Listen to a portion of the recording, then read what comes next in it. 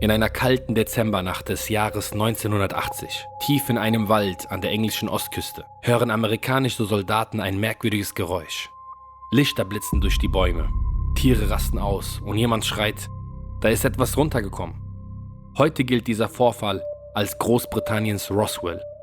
Doch was ist in jener Weihnachtsnacht in Rendlesham Forest wirklich passiert? War es ein geheimes Militärprojekt? Ein Missverständnis? Oder tatsächlich ein Besuch aus dem All? In diesem Video nehmen wir euch mit in die dunkelste Ecke des Waldes. Wir folgen den Soldaten, hören ihre Originalaussagen und schauen uns an, welche Beweise es wirklich gibt. Am Ende könnt ihr selbst entscheiden, UFO-Irrtum oder ein perfektes, vertuschtes Geheimnis.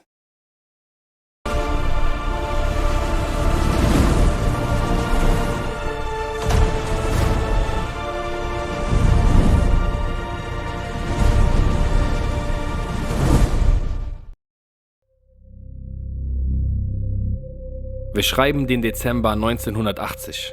Der Kalte Krieg ist noch im vollen Gange. In der Grafschaft Suffolk im Osten Englands liegen zwei geheime US-Luftwaffenstützpunkte. RAF Woodbridge und RAF Bentwaters. Offiziell sind es nur Luftwaffenbasen. Inoffiziell heißt es, in der Nähe lagern möglicherweise Atomsprengköpfe. Sicherheit wird großgeschrieben. Die Nerven sind angespannt. Jede Unregelmäßigkeit kann ein möglicher Angriff sein. Zwischen diesen Basen liegt der Rendlesham Forest. Ein dichter, dunkler Wald, durchzogen von Wegen, Lichtungen und einer kleinen Straße. Nachts ist es hier stockfinster. Kein Standlicht, nur Sterne, Wind in den Bäumen und in dieser einen Nacht etwas, das bis heute nicht erklärt ist. Es ist die Nacht vom 25. auf den 26. Dezember 1980. Die meisten Menschen schlafen ihren Weihnachtsspeck aus.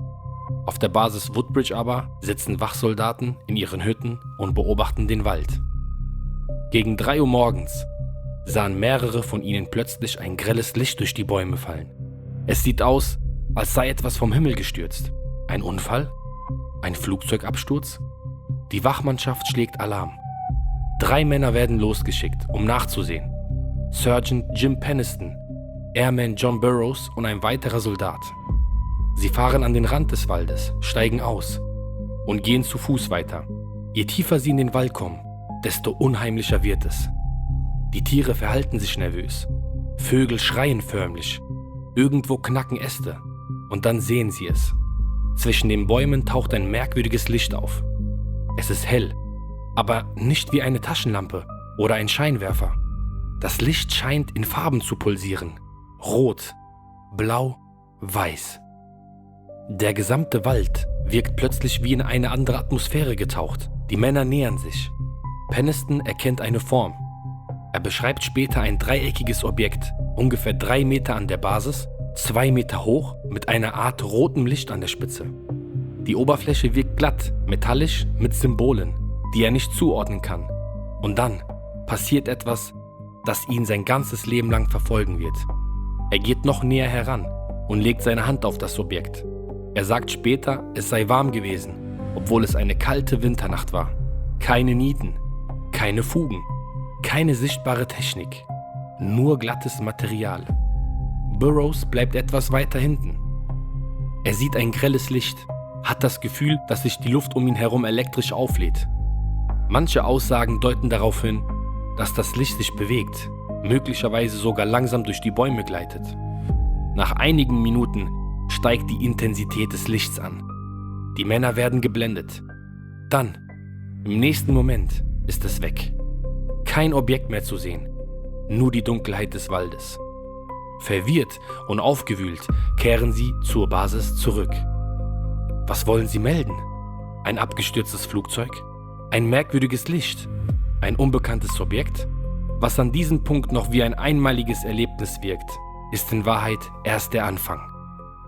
Am nächsten Morgen gehen Soldaten erneut an die Stelle, an der die Männer das Objekt gesehen haben wollen. Diesmal bei Tageslicht, mit Messgeräten und Kameras. Im Boden finden sie 3 Abdrücke, angeordnet in einem nahezu perfekten Dreieck. Jeder Abdruck ist nur wenige Zentimeter tief. als hätte etwas Schweres mit 3 Füßen dort gestanden. In der Nähe sind an einigen Bäumen Rindenstücke beschädigt. Zweige wirken angebrannt. Mit einem Strahlungsmessgerät prüfen sie die Umgebung. An 3 Abdrücken misst das Gerät eine leicht erhöhte Strahlung im Vergleich zum Rest des Waldes. Nicht dramatisch, aber auffällig genug, um in dem Bericht aufgenommen zu werden. Die lokale Polizei wird ebenfalls informiert. Als die Beamten eintreffen, sind sie weniger beeindruckt. Für sie sehen die Abdrücke eher aus wie Spuren von Tieren, vielleicht Kaninchen oder Rehe. Und den Bäumen, denen trauen sie eher Axt- oder Wetterschäden zu, als einem UFO. Doch für die Soldaten, die in der Nacht dieses Licht gesehen haben, reicht das nicht als Erklärung.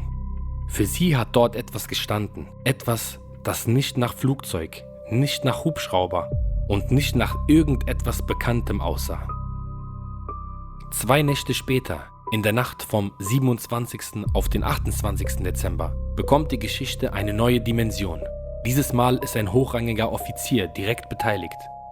Oberstleutnant Charles Holt, stellvertretender Kommandant der Basis.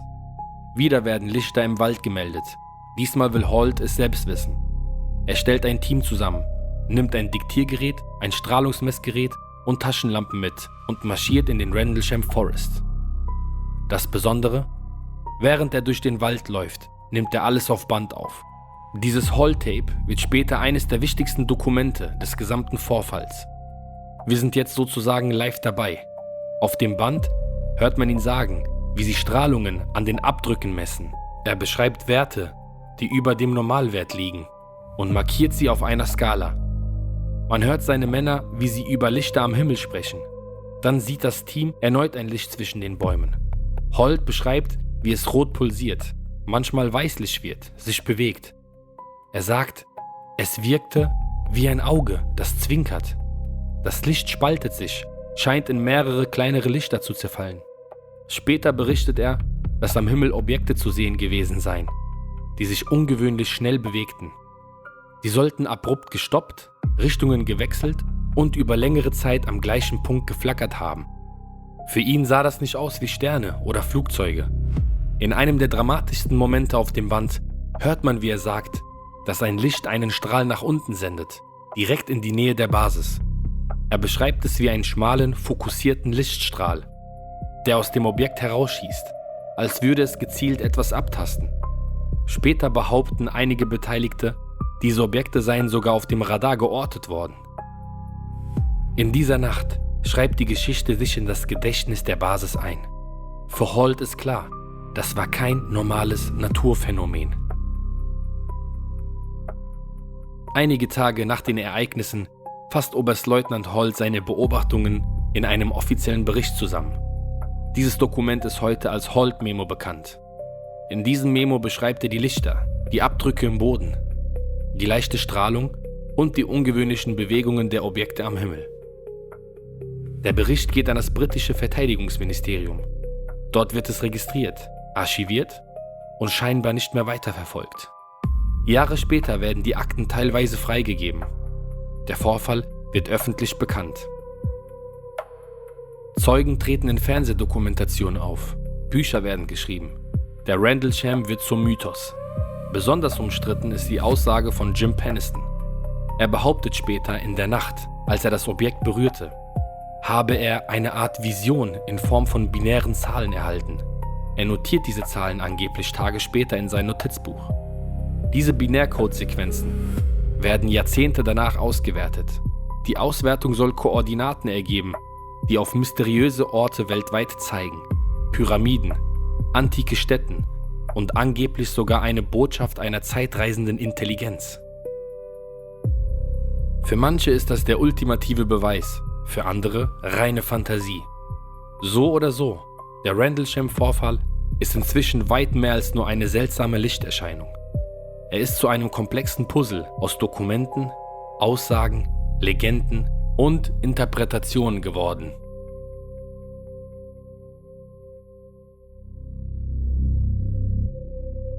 Natürlich ruft ein solcher Fall Skeptiker auf den Plan und ihre Erklärungen klingen, je nachdem wie man dazu steht, entweder sehr plausibel oder sehr unbefriedigend. Ein häufig genannter Punkt ist der nahegelegene Orfortnes-Leuchtturm an der Küste. Sein Lichtkegel dreht sich regelmäßig und ist in bestimmten Winkeln durch den Wald zu sehen. Kritiker sagen, die Soldaten waren müde, aufgeregt und nicht ortskundig. Sie könnten das rot-weiße Blinken des Leuchtturms mit einem UFO verwechselt haben. Dazu kommt, in der ersten Nacht wurde zur gleichen Zeit ein heller Meteor über England beobachtet. Ein Feuerball am Himmel kann sehr dramatisch aussehen, besonders wenn man ihn durch Bäume oder aus dem Augenwinkel sieht.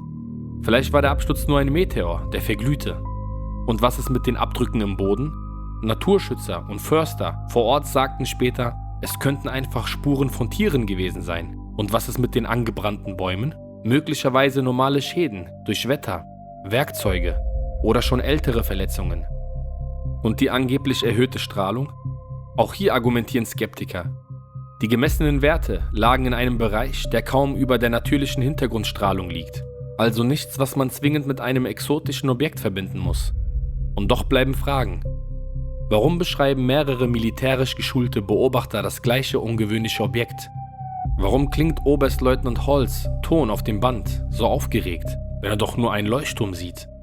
Und wie erklärt man die komplexen binären Codes, falls sie wirklich aus jener Nacht stammen? Genau an dieser Stelle spaltet sich die Community.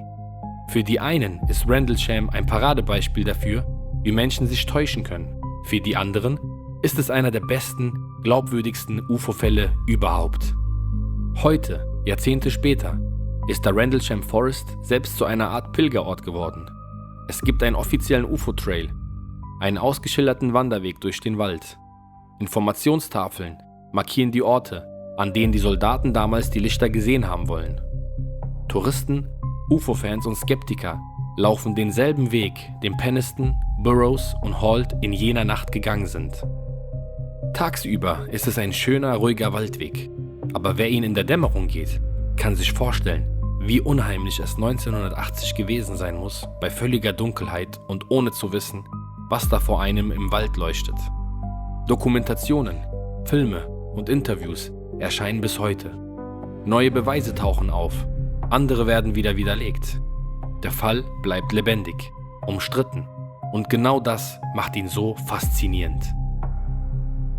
Was also ist wirklich im Rendlesham Forest passiert? War es ein geheimes Militärexperiment, das aus dem Ruder lief? Eine Kette von Missverständnissen, Meteor, Leuchtturm, Nervosität?